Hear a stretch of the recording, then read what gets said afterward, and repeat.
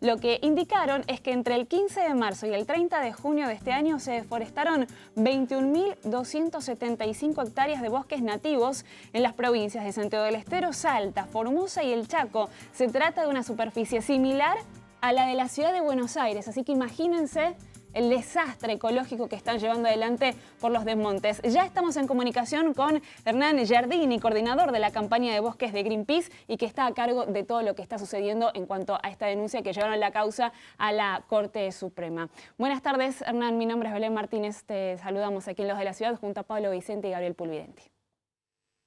¿Qué tal? Buenas tardes, un gusto. Gracias, Hernán, por estar con nosotros. Bueno, contanos cómo está la causa, la denuncia que llevaron a la Corte Suprema. Bueno, nosotros hace un año habíamos presentado justamente un amparo para proteger a los últimos 20 yaguaretés que quedan en la región del Gran Chaco, que comprende esas provincias, ¿no? Santiago del Estero, Salta, Chaco, Formosa, que está realmente en una situación crítica, en peligro de extinción en esa zona, fundamentalmente por la destrucción de su hábitat. Imagínense que un yaguareté necesita cerca de 40.000 hectáreas de bosque continuo y en buen estado de conservación para poder sobrevivir. Es allí donde van a encontrar las presas, al estar en la cima de la cadena alimenticia del bosque chaqueño, para poder vivir en el hábitat natural. Es una especie que está protegida como monumento natural nacional, pero que sin embargo si se destruye su hábitat es imposible que pueda sobrevivir. Por eso hace un año habíamos presentado una causa, obviamente todavía no hubo demasiados avances, recién la Procuraduría de la Nación ha considerado que la Corte debe ser competente, pero lo que hemos presentado recién, hace un par de días, es justamente una medida cautelar buscando que se suspenda todos los desmontes que están sucediendo igual a pesar de estar en cuarentena, ¿no? El hábitat de yaguareté en este tiempo se destruyó aún más que el año pasado, a pesar de que claramente la destrucción del bosque, el desmonte, no es una actividad esencial. Lo que es esencial es tratar de frenar este drama que está significando la destrucción de los bosques. Estamos hablando de más de 21.000 hectáreas que se han desmontado, porque además que afecta a los yaguaretés, como nos estás indicando, afecta al medio ambiente en general. Y después lleva mucho tiempo volver a recuperar este desastre ecológico que están llevando adelante. Sí, por supuesto, el impacto sobre la fauna y la biodiversidad es uno de los impactos de la deforestación, pero la deforestación también genera cambio climático, genera inundaciones. De hecho, el norte de nuestro país cada vez más está sufriendo los impactos de perder su esponja natural. Un bosque nativo puede soportar durante una hora hasta 300 milímetros de lluvia, mientras que una hectárea con soja 10 veces menos, para que se imaginen. Entonces, la situación realmente en términos de impacto ambiental es grave, sumándole obviamente lo que significa la pérdida de maderas, medicinas, alimentos y la posibilidad de tener más enfermedades. Pensemos que gran parte de las enfermedades que vienen del mosquito, como la malaria, como el dengue, como la leishmaniasis, provienen justamente por destruir el hábitat natural del mosquito y de muchas especies animales. Estamos sufriendo una pandemia y obviamente que la destrucción de bosque nos pone en riesgo a futuras pandemias, no solo a nivel local, sino a nivel mundial. Así que destruir los bosques es realmente un crimen que esperamos que la Corte resuelva rápido, porque la situación en las provincias tiene que ver con una situación empresaria que avanza a pesar de la cuarentena, pero al mismo tiempo de gobiernos cómplices que miran para el otro lado, no controlan y no denuncian a los empresarios que están arrasando con los bosques. Bien, Hernán, recién diste en la tecla con lo que te quería preguntar justamente, ¿no? Porque ustedes se acercan a la Corte Suprema, hacen la denuncia, prácticamente que no necesitan pruebas para demostrar todo lo que está sucediendo. Siempre se puso en primer lugar el factor económico antes del cuidado del medio ambiente. Pero en el mientras tanto, hasta que haya una respuesta, sabiendo lo lenta que es la justicia, esto sigue avanzando, ¿no? Sí, lamentablemente la situación es complicada porque tanto las comunidades campesinas e indígenas que ven sufrir el avance del desmonte de sus territorios y son desalojadas, o los mismos ecologistas que lo estamos viendo a partir de las imágenes satelitales, porque la verdad tenemos prohibida la circulación.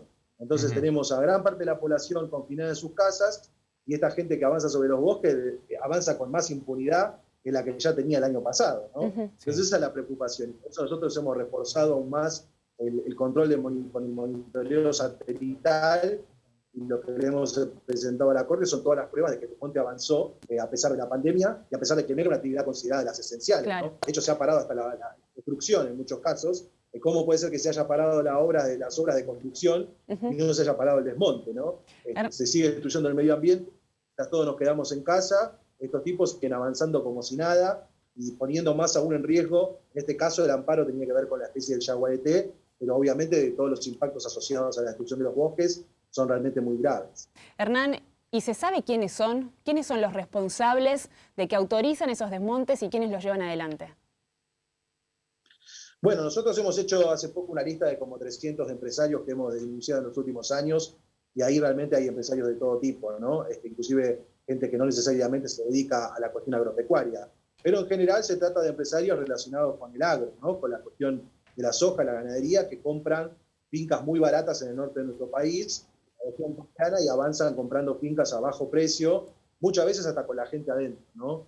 Y eso impacta sobre las comunidades que lamentablemente por ahí no habían conseguido el título de las tierras, que vivían en forma comunitaria en esos bosques muy extensos del Gran Chaco argentino, y ven pasar con las topadoras la destrucción de su casa, su farmacia, su almacén. Así que no solo hay grandes empresarios relacionados a esto, sino también, por supuesto, los gobiernos que creen que el desarrollo agropecuario en esas provincias va a significar un desterramiento de la pobreza, pero 30 años después de haber deforestado casi 8 millones de hectáreas, estas mismas 4 provincias, Salta, Santiago del Estero, Chaco, Formosa, siguen siendo de las provincias más pobres del país, con lo cual más desmonte no es más preciso, por lo menos está significando en principio una ganancia para unos pocos, un impacto ambiental enorme que trasciende inclusive estas provincias, cuando la inundación termina en Santa Fe, en Entre Ríos, y baja el agua del desmonte que cada vez arrasa más ciudades. ¿Y no hay ningún tipo de legislación que ampare este lugar, que no se pueda llegar a hacer nada más?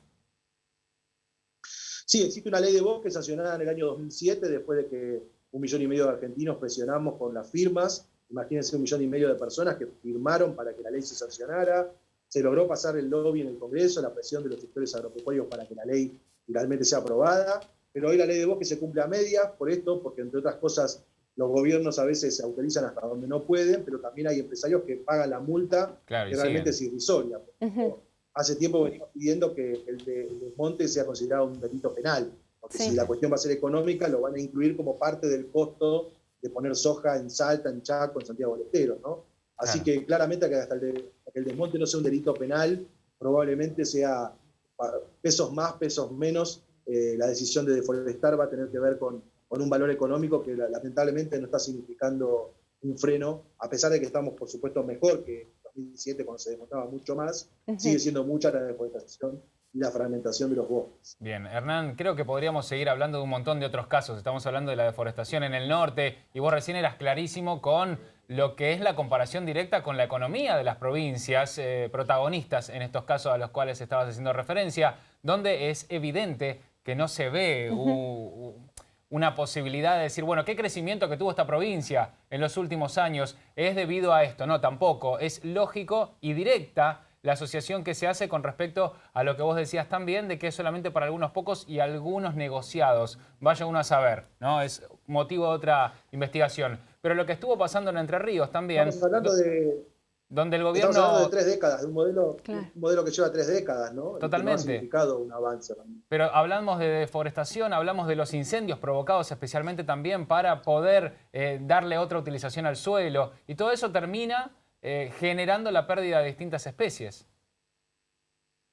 Sí, en el caso de Entre Ríos hay una situación complicada con el delta, a donde año a año se quema para avance de la ganadería en las islas.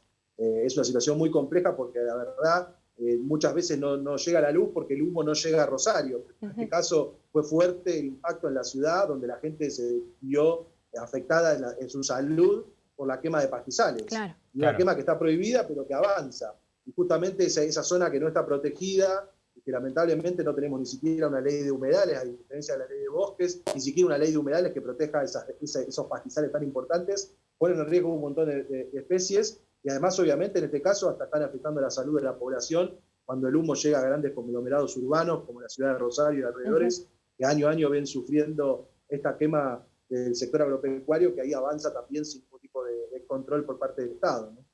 Hernán, gracias por tu tiempo, por contarnos todo lo que está sucediendo en el norte y sobre todo por el trabajo que llevan adelante en Greenpeace. Hace muchísimos años que están trabajando a favor de todos nosotros, a favor del medio ambiente, y hay que visibilizar estas causas porque llegaron a la Corte Suprema, pero sobre todo tiene que llegar a los televisores de cada uno de nosotros en casa, ¿no? Todo el mundo tiene que estar exacto, con la información adecuada. Hay cosas que no se tienen que permitir más porque esto va en detrimento de todos nosotros, de nuestro medio ambiente, de nuestra salud, de acá a futuro, y va a ser difícil remontar esa situación. Gracias, Hernán. No, gracias a ustedes. Les invito a todos, a los que están viendo, que entren a greenpeace.org.ar y firmen la petición, porque también estamos reclamándole justamente a los gobernadores y metiéndole presión. Muchas gracias.